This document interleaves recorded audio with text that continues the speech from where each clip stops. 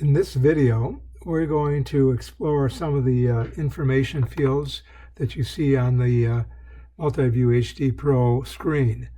We'll start here on the left. Of course, you see in our Multiview monitor each of the videos that we've loaded or imported in.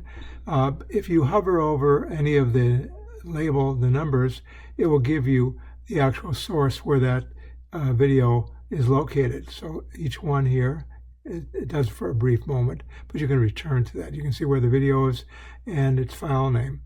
Once you've selected one of the videos like I did here, it goes into the program monitor, and now you can see a lot of the metadata here. For example, this is the project name. It was a bike event, and this is your bike ride, which is now the title of the project. So this is your label that you've assigned, and then this is the actual project name. And I'll show you how you can assign these labels in the next video.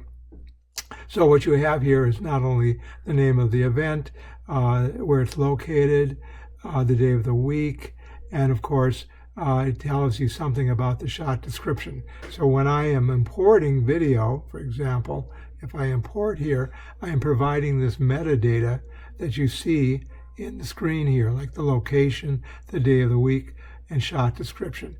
The other metadata that you can see is from the video program that you've created. If you've done any clips or done any kind of editing, if I pull that up here, let me get one that, there we go.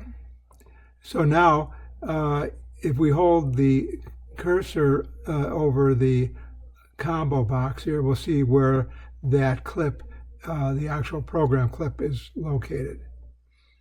Now, if we also click on the info button here, we'll see a little bit more information about the clip itself, which would be the file name, the frame, the resolution, the frame rate, and the bit rate that it's been recorded.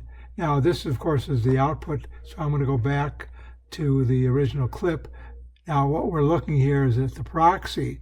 So the proxy is actually much smaller, so we can play this.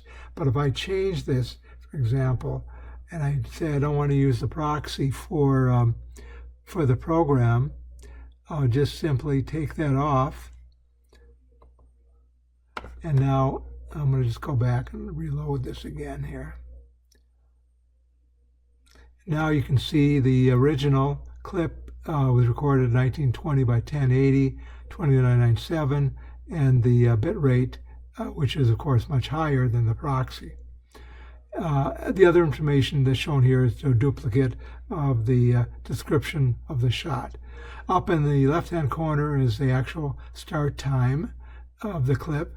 Here is the date of the start time.